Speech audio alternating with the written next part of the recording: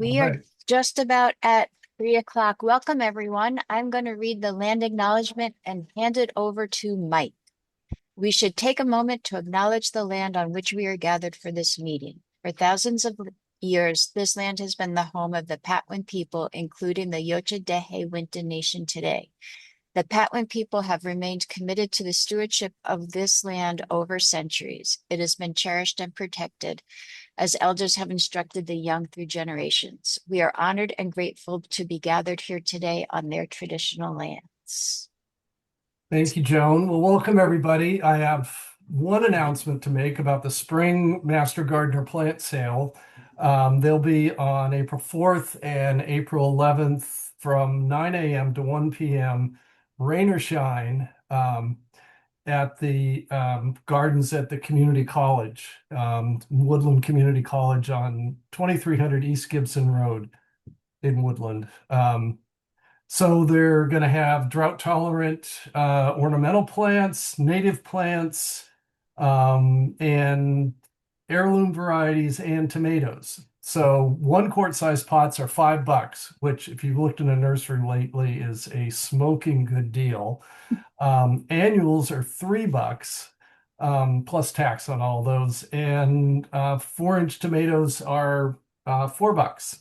So definitely a good deal. Cash, credit, and checks are all accepted. So put that on your calendars. There's usually a good selection, but it goes fast. So uh, good plants and for a very good purpose, which is supporting the Master Gardener program. Okay, so today we have sort of a combination of garden tour and travel log from Maryellen Mackenzie's trip to Japan last May. And as you would guess, she looks like she spent an awful lot of time in gardens. Maryellen, we're looking forward to hearing about it. Hi, thank you, Mike and Joan. I'm Maryellen Mackenzie. I've been a Yolo County Master Gardener since 2009. Last May in 2025, my friend and I went to Japan primarily to attend the World Federation of Rose Societies convention in Fukuyama, Japan. We had a great trip. I went with my friend and former Yolo County Master Gardener, Martin Nelson. We spent 1 week in and around Fukuyama and another week in Kyoto. We enjoyed the gardens, both the beautiful, serene Japanese Zen gardens and the slightly more riotous rose gardens. We enjoyed the people. They were extraordinarily kind and gracious. Just to let you know where we were at, we flew into Tokyo, Narita Airport, took the train to Tokyo, spent the night there, then took the train down to Fukuyama, which is here. And we took day trips in the afternoon in and around Fukuyama. Our furthest day trip was to Hiroshima. And then after our week was up, we went up to Kyoto, spent a week there, then back up to Tokyo, and then flew home from Tokyo. I put Nagasaki on the map as well because a little bit about the history of Fukuyama and Hiroshima has to do with World War II. So Fukuyama is called the City of Roses, the town where 1 million roses bloom, they say. This special feature of Fukuyama dates back to the aftermath of World War II, when citizens planted 1,000 seedlings in Fukuyama in what is now Rose Park, hoping for peace and the regeneration of a city that had been devastated in World War II. We were told that about 80% of the city was destroyed when 91 US B-29 bombers dropped incendiary bombs 2 days after the attack on Hiroshima. That was August 8th, 1945. Most of the destruction was due to fires. The idea of peace and regeneration has developed into a concept that Fukuyama calls the rose mind, thoughtfulness, kindness, and helping one another. Nowadays, citizens, companies, and public officials together engage in various events aimed at passing this concept on to future generations. This generosity of spirit by the Japanese people was evident throughout our trip. Every year, the city hosts a Rose Expo that is widely attended. In 2025, not only did they host the Rose Expo, but also hosted our World Federation of Rose Society convention. It was apparent that people of all ages participated in the expo, as there were families, teenagers, and adults of all ages in attendance. The Rose Expo lasted for 3 days, and mostly the weekend we arrived. The convention lasted from that Sunday through Saturday, the following Saturday morning. The convention included an expo, a parade, and lectures from primarily rose breeders and several excursions to local gardens. Oh, and that is Marcia Nelson. I forgot she was in the picture. This is Rose Park, where the Rose Expo took place, and the location of the city's first rose plantings, where they planted those first 1,000 seedlings in the mid-1950s.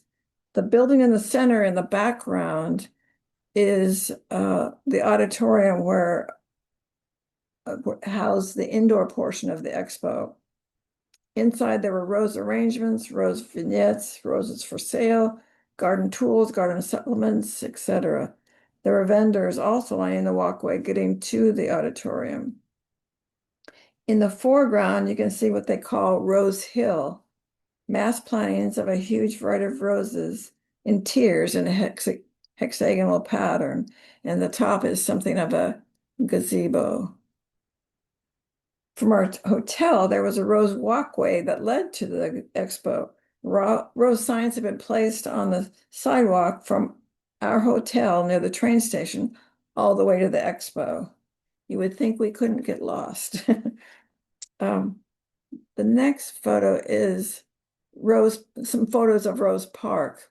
I like this one mostly for its colors that it had, in your rose garden. It just was a nice, the purples, the white, the pink, etc. And these two other photographs are, kind of a picture of the rose tiers in the Rose Hill.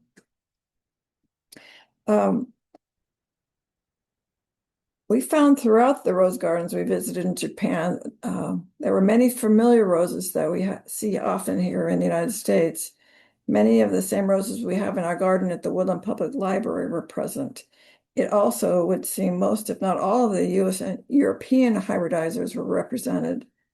When I say hybridizers, I mean commercial hybridizers such as Weeks Roses, David Austin, and the House of Milan from France, and Cordis from Germany. But what they have in addition to what we have in our gardens in the US are roses from Japanese hybridizers. I was unfamiliar with the Japanese roses I saw there. I've always heard it's difficult to bring roses in from out of our country, that they have to be quarantined for a very long time, and I've heard as much as a year or better before you can take them. In progress. So for roses and Japanese gardeners, Japan seems to be enjoying the best of all worlds. Here's another photo of that rose park, and you can see they have shrub roses, and then there's climbers on these structures all the way around the park. Inside the Rose Expo, they had some miniature gardens with miniature roses. On the left is Snow White and her friends with a miniature rose, and Brer Rabbit and his friends with a miniature rose, and some, I think it's just rabbits at leisure and a miniature rose. I thought those were fairly charming. They also had rose arrangement competitions that were then judged by professional judges, not by the public, but there were a lot of them. This is just a representative portion. And they also had these interesting vignettes that were kind of amazing. On the left is just masses of different roses and flats of perennials all put together. with a backdrop of evergreens. And on the right, you'd think you're in at a cottage garden with a cottage nearby. Anyway, it was just kind of amazing. And I have to say, Marcia took that picture. She did a really nice job. Here's kind of a closer view of Fukuyama. Fukuyama has a humid subtropical climate characterized by 4 distinct seasons featuring hot, humid, and wet summers and cold, dry winters.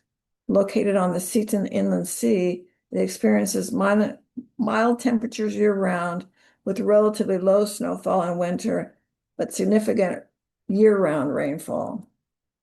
As far as rose care, it includes the following, and it's similar to what we do here.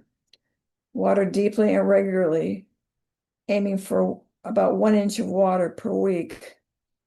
I think we use a little bit more than that, but apply mulch around the base to retain moisture and suppress weeds. Fertilize with a balanced rose fertilizer every 4 to 6 weeks for healthy growth. We don't generally do that, but people around that I know of do.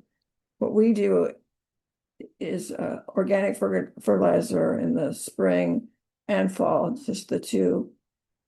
But we also put compost on before we put on the mulch around the root zone. Prune dead or spent blooms to encourage new flowers and prevent disease. We do that. Monitor for pests and diseases, treating promptly with appropriate solutions. So that's not really clear what they do. Ensure good air circulation by spacing plants adequately and removing overcrowded growth, especially in the center of your rows. In the summer there, they would have more moisture-related diseases like powdery mildew, black spot, and rust. And their appropriate measures might mean they used fungicides, but they didn't really say so.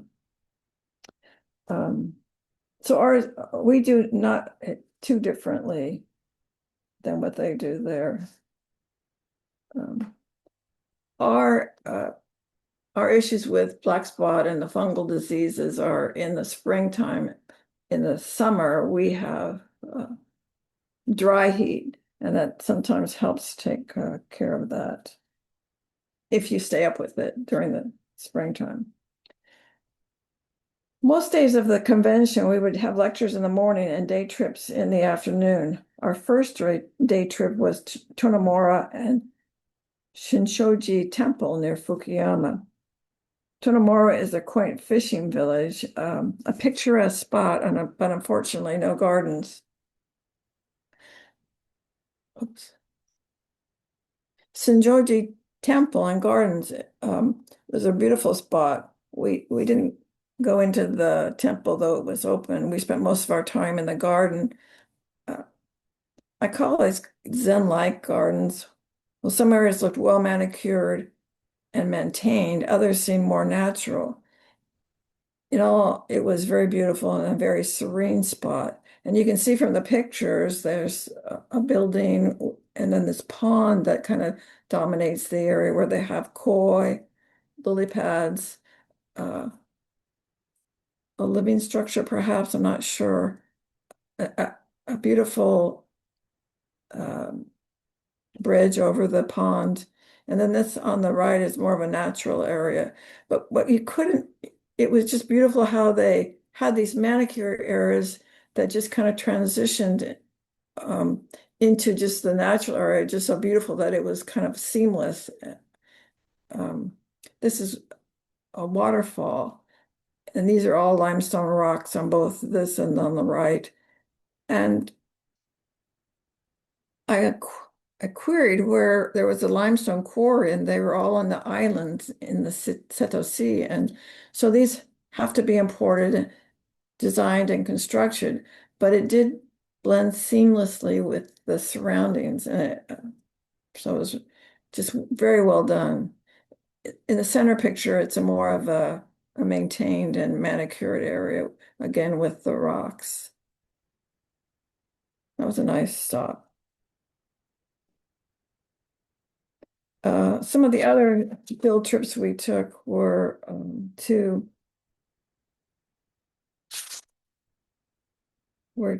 about 4 other areas. We went to a elementary school rose garden, and then this was a large rose garden kind of up in the hills.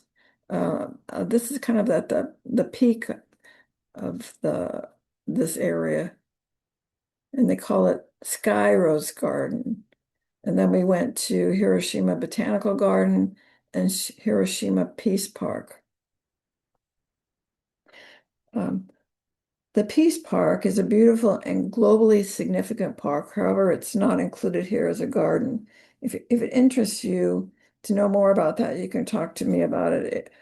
I was somewhat reluctant or hesitant to go to Hiroshima. I was just concerned that it would hurt. But I'm so glad I went. It was a beautiful message of peace, and I would, if you ever get to Japan and you're in this area, I totally would think you need to or want to go there. And then they had the botanical garden.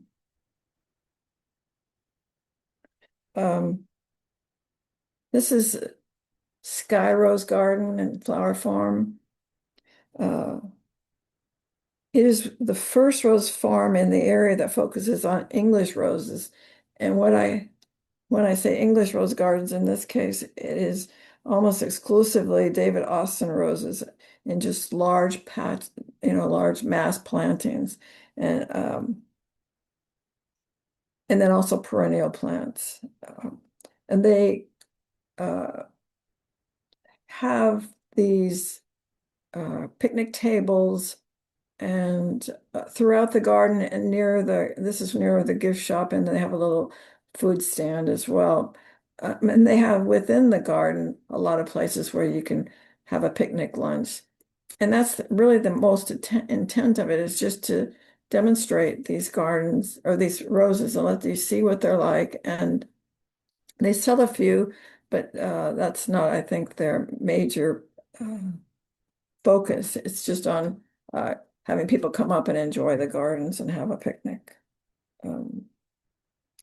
Unfortunately, when we got there, it was May 21st, and the rose bushes had yet to bloom. Some of the perennials had started. This is my picture, and this is my picture. But if you notice, there's nothing blooming in those rose beds. These pictures I was able to take off their website, but from the website I can see that it is a really beautiful garden and a good place to stop and view beautiful roses. And the roses were very healthy, just not yet in bloom.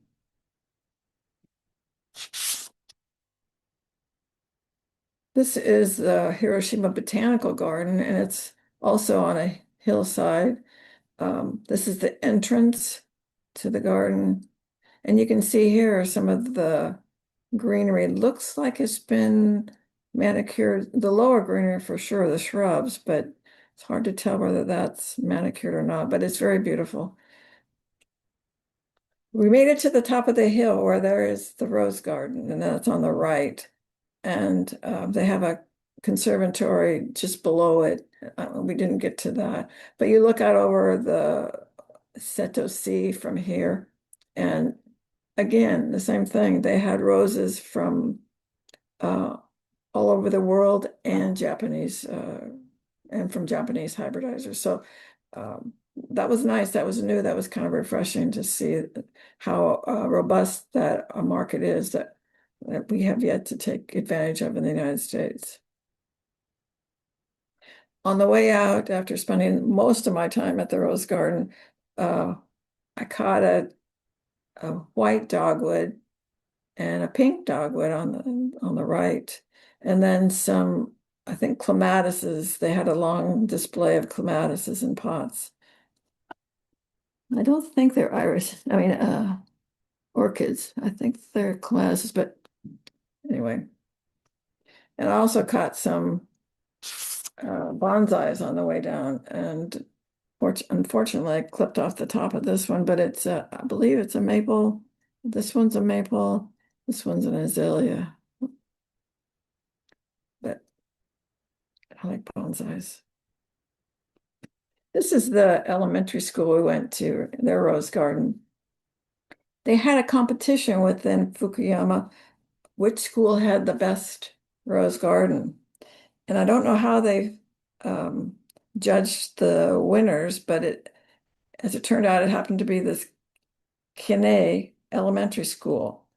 And I don't have enough photographs to convince you why this garden was chosen, but it is indeed a prize-winning garden, especially when you consider it's got the input from elementary school children. When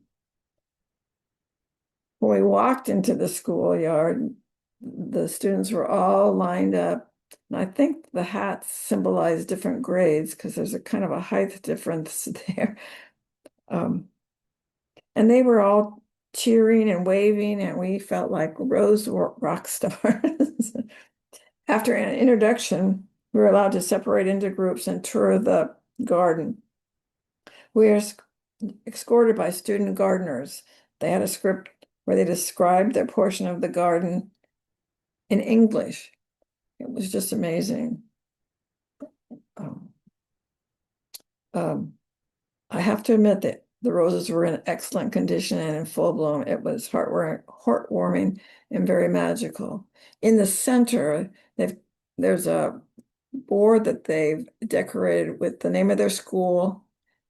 And this is a depiction of the Fukuyama Palace or Castle, excuse me, all done in little rosettes, which is kind of sweet. This is part of one of their rose garden areas, and they have a beautiful climber and the name of their garden, and on an arch. That's really, I thought, well done. So on the left is Matthias Milan. He's a descendant of the French Milan rose hybridizing family. He asked the students if they knew who hybridized that rose that they're looking at. And it turns out it was his grandmother, Marie-Louise Milan. So we had to take a picture of them with the rose. The rose is Princessa de Monaco, bred in 1971 in France. And then on the right are more photos of the rose garden. The students seemed really enthusiastic and proud of their accomplishments of having won the competition, proud of their garden, and grateful for the opportunity to practice their English. And then another sign demarcating their garden with a beautiful climber. So onward to Kyoto.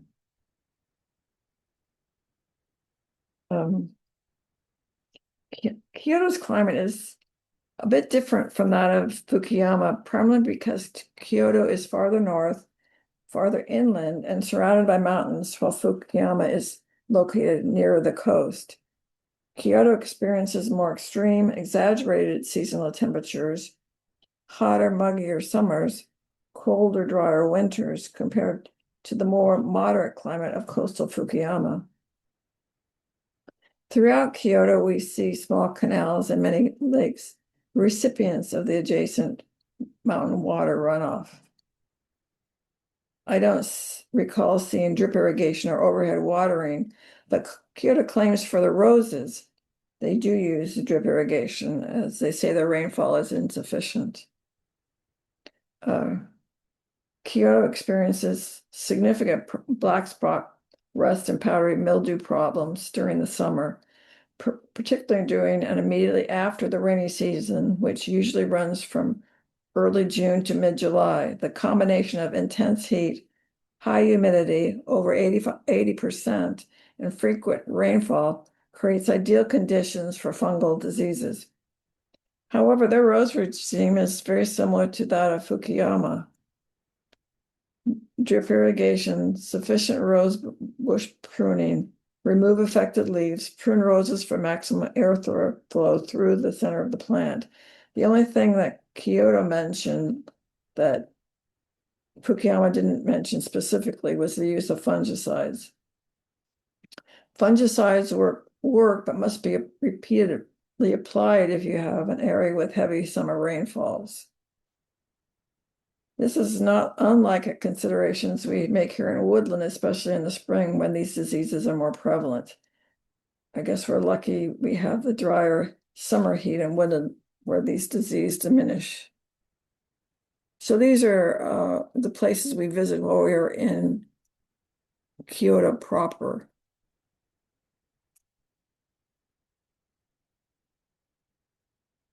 This is then Zenji Temple. This is the entrance to the temple. And this is a rock, a drought, what do we call that? A dry rock garden. And there are some vegetation there along with rocks, but I don't know if you can see, but they have groomed that with a rake around the rocks. It's very restful and serene. On the right is an aqueduct, which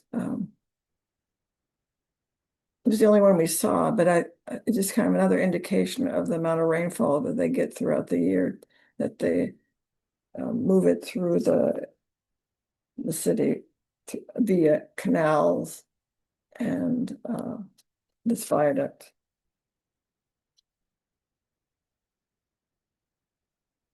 We stopped at the Kyoto Botanical Gardens.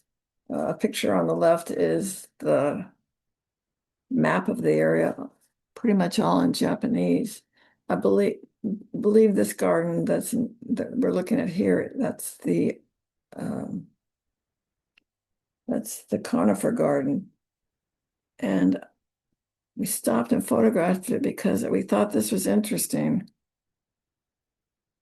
They cut them off and the shoots grow straight up, and then they cut them off again, let them grow up, cut them off again. So what you get is this structured appearance where you have a layer of fronds and they go up, another layer of fronds and another layer of fronds, and it gives you height to, and this may even be another layer up here. Anyway, that was interesting, and I thought a nice effect for a Japanese garden. Anyway, this is what the fronds looked up close up. I think it was a Japanese yew. Next, we went through the conservatory. It was a fairly large conservatory, and we kind of hurriedly rushed through it, but stopped occasionally to make when something caught our eye. And this one was I thought, I've never seen ginger growing, but this is a red ginger. I don't know if it's the culinary type or not, but it was a large plant. I'd say those leaves themselves were 2 or 3 feet long, and the whole breadth of it was like 4 feet or something. The height was maybe only a couple to 2 to 3 feet. But that was interesting. Never saw that before. And then I'd never seen a mangrove tree. On the right is a mangrove tree. And I was interested by their roots. It kind of was like an orchid in a way. But I've heard about mangroves, especially in the United States Southeast, maybe even Florida. Wouldn't catch me in a mangrove swamp, that's tell you right now. Anyway, oops. These are also in the conservatory. This is a interesting prehistoric looking palm and some different lily pads. And this was kind of our struggle. We had trouble reading the signs. Anyway, this is their sunken garden, and it's the whole garden from the entrance kind of slopes to the east, and this is its lowest point, which is probably a good place to put a fountain. So and it was predominantly annuals, and I think that's canna, and I'm not sure what that is, but annuals and perennials, and this center photo, I think it's in the sunken garden, but not sure. I think that's a peony. I think that's a spiderwort.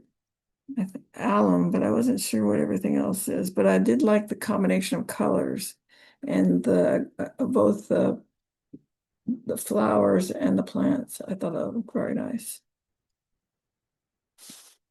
Finally made it to the rose garden. And again, I'll say that there was a combination of all rose types. European, from the United States, and from Japan.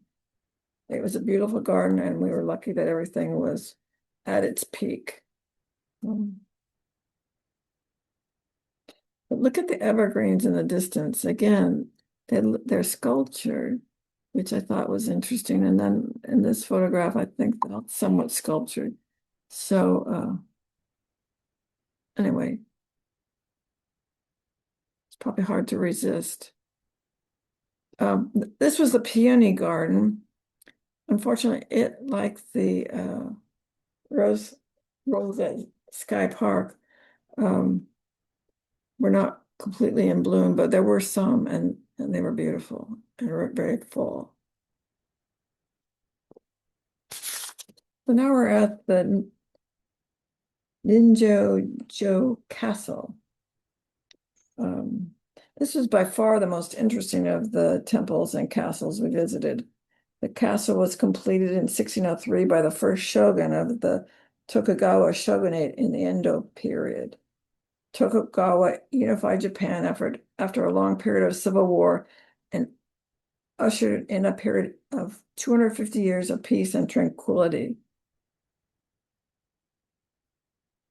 At this time, there was also an emperor, but politically, the ruler during this time were the shoguns under the Tokugawa family.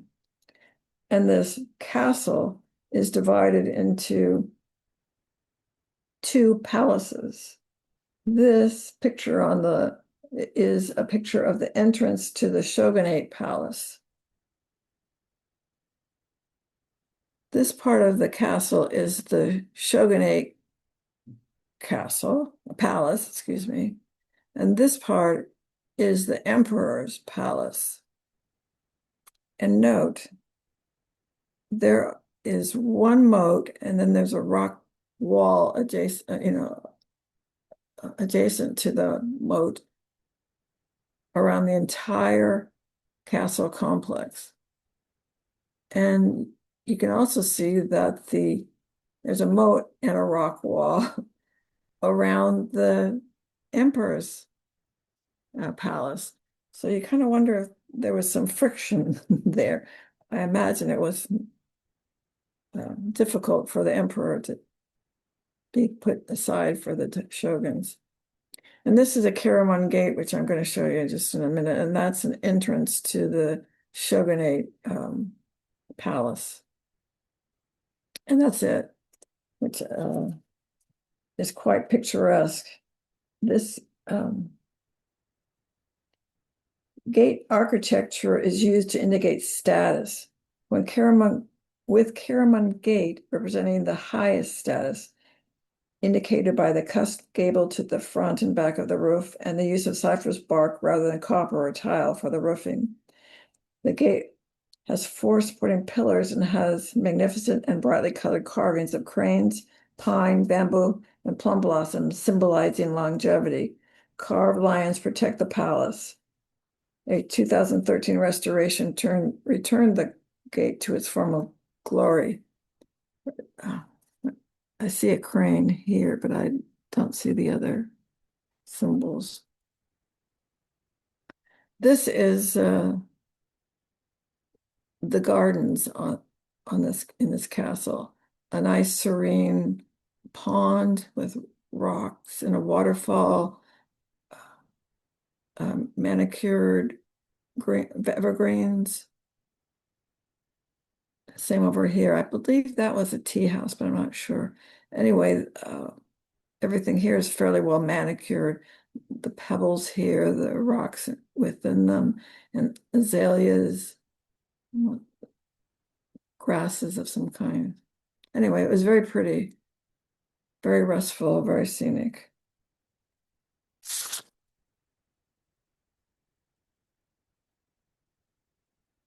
This is Rio Anji Temple. This is the entrance to the temple.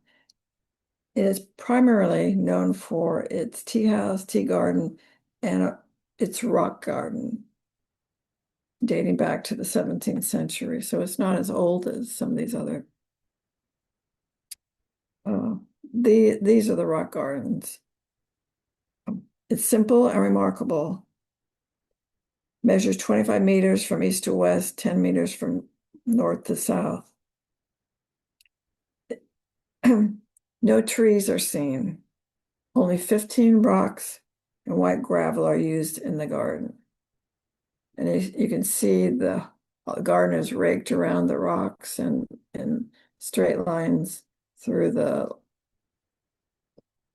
length of it. These are the tools of the trade. Very high tech, as you can see. The rake is used to rake the gravel. I imagine the string is used to keep a straight line. And this rake is to take out the leaves and anything that's fallen into the garden. It was impeccable while we were there. There wasn't a leaf out of in that whole garden, but very restful, very beautiful, very serene. Adjacent to the temple is a pond. While we were walking the temple's pond, we ran into gardeners pruning their shrubs along the water's edge. They discarded their cuttings into containers in their longboats, so they pull up next to the edge of the pond and just start clipping. And it was interesting watching them maneuver and the speed with which they worked. So that was nice to see the gardeners in action. It's a fairly large pond area with a lot of plantings to maintain. This is the Kyoto Imperial Palace, and left is a picture or map of the palace and its grounds. On the right is one of the ornate carriage entrances to the palace. This was originally one of the temporary residences of the imperial family, and this served as a permanent imperial palace for over 500 years, from 1331 to 1869, when the capital was moved to Tokyo. During those 500 years, the palace was plagued with fire and was reconstructed several times. The present structures were reconstructed in 1855. The palace grounds in total are 11 hectares, which is approximately 27 acres. So it's a pretty good sized thing in the center. It's located in the center of Kyoto City. And here's their gardens. They are just fabulous. This was probably my favorite spot within the garden, but there was lots. But you can see again the layering of the evergreens and just how natural it all looks. But it takes a lot of effort to maintain that. And then on this side, again, there's some layering of the evergreens, a pagoda in the background, and a pond. This must be an island within the pond. Azaleas. Another picture within the garden, a stone walkway, and the layering of the evergreens here and there. Just very serene, very beautiful. This is Daikakoji. Don't quote me on these names, I'm sorry. It's in the northern part of Tokyo, actually the northwestern part of Tokyo. It was originally built in the early 800s as a detached palace for Emperor Seigo, who thoroughly enjoyed spending time in this calm area on the outskirts of Kyoto.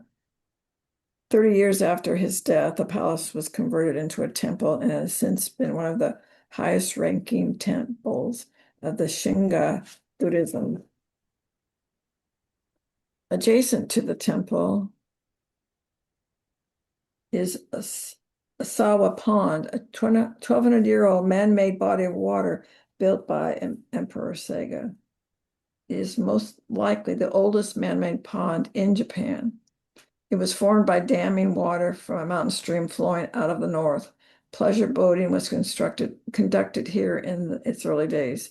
In the northern part of the pond lie two islands surviving from those days. It was initially designed as a Shinden garden. Shinden gardens were designed after Chinese concepts.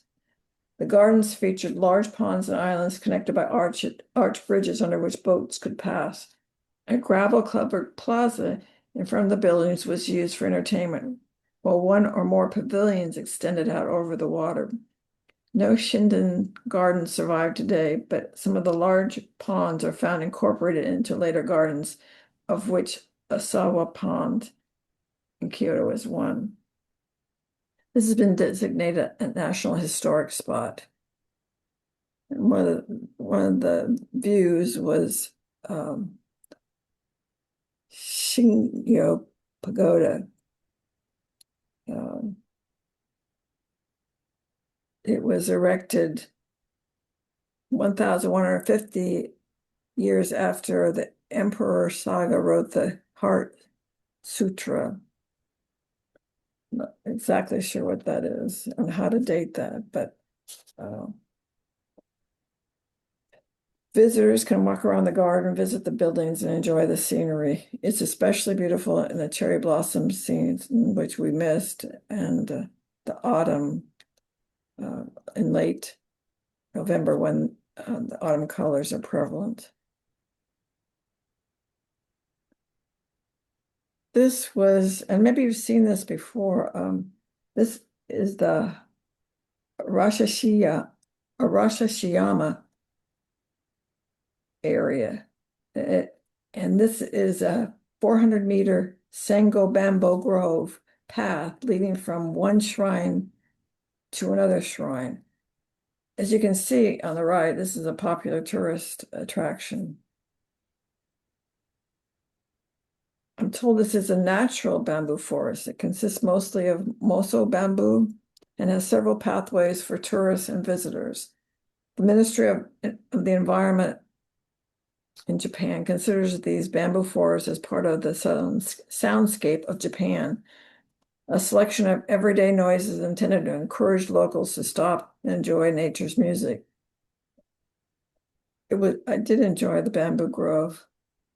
It was somewhat eerie on a sunny spring day. It was amazingly dark and peaceful. That is, if you can ignore some of the tourists.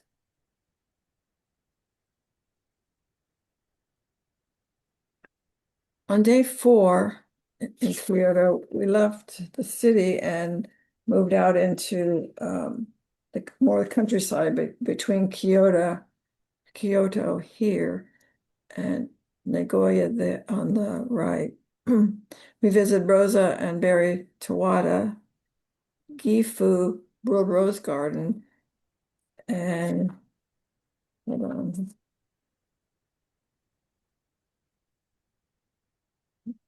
Urakuin Cultural Facility and Garden. So this is the start of the Rose Garden pictures. There's Marcia on the right, a woman with a rose skirt, and then she had a lot of just interesting topiaries and different things and garden ornaments in the garden. Per the owner, Erika Oshisawa, Rosa and Barry Tawada began in the autumn of 2003 on the site of a former quarry. She said, we had always wanted to create our own garden. The dream we had pictured in our imagination over many years finally started to move forward when we met this place. The first time we saw Tawada, it was covered with weeds as far as the eye could see, and we couldn't tell where anything was. But the name Tawada, the mountains surrounding it on four sides, the magnificent Himalayan cedar trees and cherry trees, which had stood here for decades, was also enchanting that it seemed like fate had guided us here to start creating a garden. This garden had over 160 roses and 60 different varieties. The garden consists of many separate gardens: the rose garden, the Asian rose garden, the perennial garden, fragrant rose garden, kitchen garden, peony and iris garden, and the sakura tree area, which are cherry trees. This was a feast for the eyes and the senses. This was a riot of color. After all those Zen gardens, it was kind of shocking, I guess. Anyway, this is the rose garden, and that she had perennials interspersed with the roses. Some interesting figures. There, that's portions of the rose garden. This is kind of a backing away and getting a broader view of the rose garden, the main rose garden. This is the vegetable garden. On the left, only thing I recognized was marigolds. I don't know what those plants are. On the right was primarily herbs, but apparently there are fruit trees and those have to be some kind of vegetables. I didn't get pictures of all of it. And then, of course, there's roses in the kitchen garden. There was also a grape vineyard, so I had to take some pictures. And they were in a greenhouse. They had drip irrigation, and they're in these large pots. I'd never seen a vineyard, or not. I don't even know if you would call it a vineyard, really, but it's a vineyard, I guess. And I think they're table grapes. They're very sweet, juicy, and can be picked from mid-August on. This side had so much more too. There was a train that took you from one element to another. There was a petting zoo. It was a big piece of property. Now this is Gifu. And this was a wild stop. While we were in Fukuyama on one of our tours, we met a woman that lived in Gifu, and she volunteered in this garden, she said. Her name is Chiruko. She wasn't going on the poster, but thought she could meet us at Gifu. When we arrived, she was there, and it was very nice. She gave us kind of a private tour of these fabulous gardens. It began as Hanafest Memorial Park in 1995. It was renamed Gifu World Rose Garden in 2021. It is one of the world's largest collections of roses, with 6,000 varieties and 20,000 rose bushes. 13 themed gardens predominantly showcasing modern roses. It's about 200 acres in size. The garden received the World Federation of Rose Society's award for Garden of Excellence in 2003. And I believe we're looking at the north flower bed, which I think looks to me like it's been recently replanted. And across is another rose garden over here. And climbers on arches over in the background over here. I'm not sure what this garden is called. It's perennials and annuals. I saw snapdragons, white Nancy, dusty Miller, petunias, and a myriad of other items, I'm not sure, with roses in the background here, and then this arch. It's a very welcoming garden, but it is not the welcoming garden. Here's just for a sense of scale of this place. Here's an extension of that garden.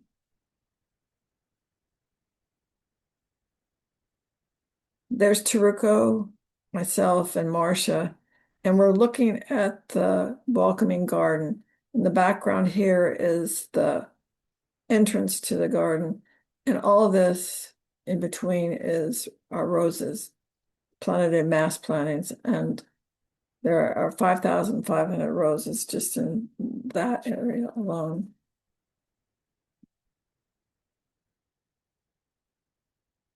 I took these pictures because I really liked these composition of plants together. The lamb's ear and heuchera over here, Dusty Miller, and snapdragons and petunias. Anyway, I was interested. I thought, well, I could take those home and see if I can recreate them in Woodland.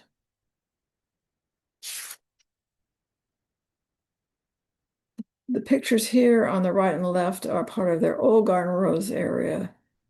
That might be the fragrant rose garden that they were talking about.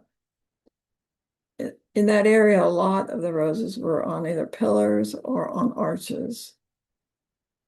And they were climbing roses, of course. I took this picture because I could see Marcia and Taruko across the way, and they were in the species garden. I'm not sure what is beyond here. But then I noticed that there's this maze that wasn't talked about on anywhere on the brochure, but it was interesting. Here's more pictures of the old garden rose area. As you can see, a lot of them are climbers. Makes a nice walkway through here. And then these pillars in the center of a round circular pattern of archways. And Marcia hiding behind on the picture on the left. But how full that is with roses. We were just so lucky. It was a perfect time to be there.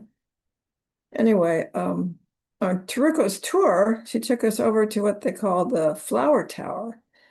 And at the base of it, and it's a big tower that you can go up in. You take an elevator, go up in, and then you can go up to the rooftop and look out over the whole garden, which was, I think, her plan.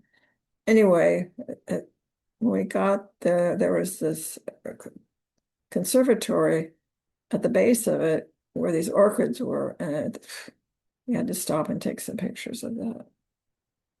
This is in the we took the elevator. I think this is where we got off the elevator and looked up to the stairway up to the top of there so we could look out. And this is looking out from the top of the flower tower.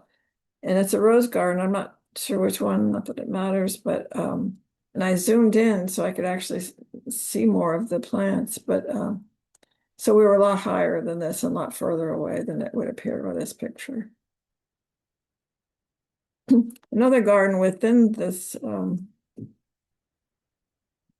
is a Persian garden, and their focus here on this Rosa persica, which is kind of coming into fashion, are these what they call iconic roses, where they have like an eye in the middle of them. And I have one that's called Iconic Lemonade, and there's Eyes for You. But anyway, they're noted for this little blotch in the center, and they're usually single roses or not with very many petals. They have a low petal count. Anyway, they've been hybridizing those. They're native to Northwest China, Western Asia, Central Asia, including Iran, and they can survive in arid climates. So I think the focus is to maybe try to bring them to more roses to more arid regions. This is the species rose or the wild rose of Rosa persica. A Moroccan garden. Not too many roses. These might be roses in the background or on the right, but predominantly I love this for this color combination here and the way it went well with the tile work that's done here. The garden is an Andalusian Arabic architectural style, which is supported by the Moroccan government, which I thought was nice. All the garden is created with Moroccan materials by Moroccan professionals. And on the right, Marcia's taking a picture of the tile work. Tile work was just beautiful. And the fountains were nice. They had a Anne Frank garden dedicated to her memory. And it showcases roses hybridized by Belgian rose breeders in her honor. Didn't have time to research that much. This other plaque, they had a statue of her, which is on the left, and then on the right is a plaque that said, "If God lets me live, I shall work in the world and for mankind." And there's a picture of her. Very sweet.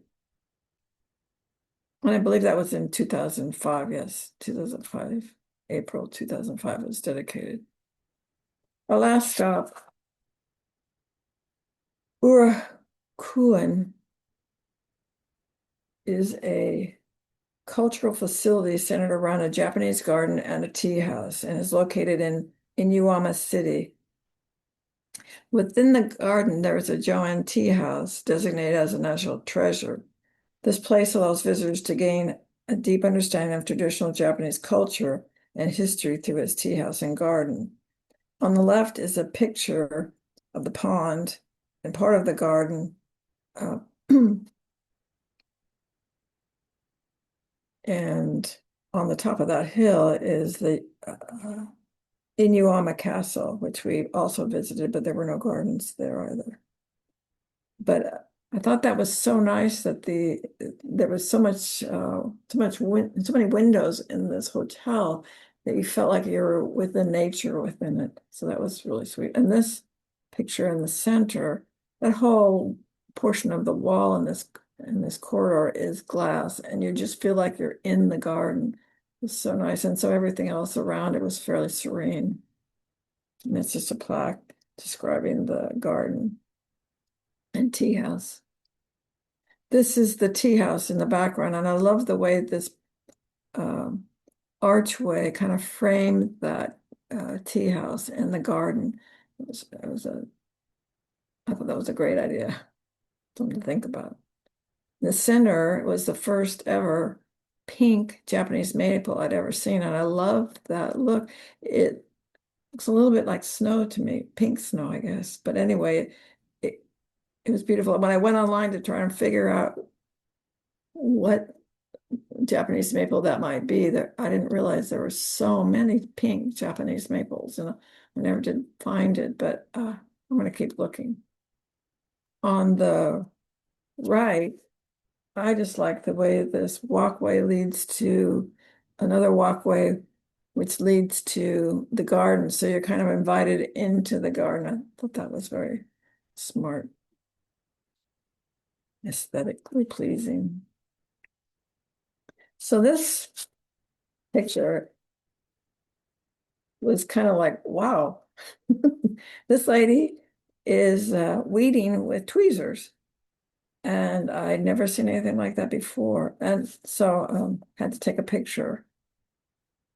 What these workers also had that I thought was interesting was they wore personal mosquito repellent devices, which had a fan, and it was generally hanging from their belts.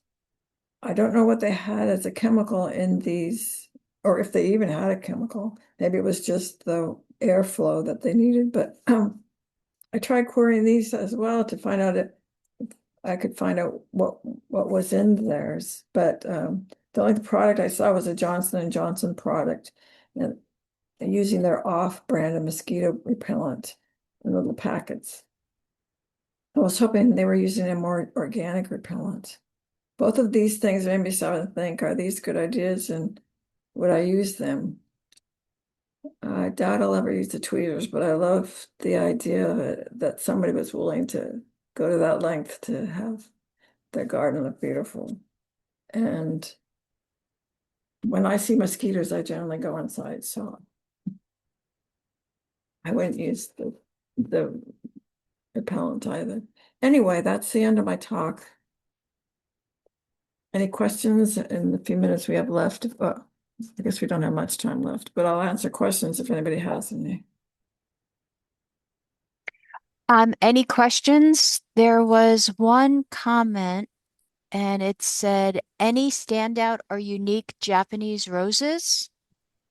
Oh, gosh, I'd have to go back to my rose pictures. There were a lot.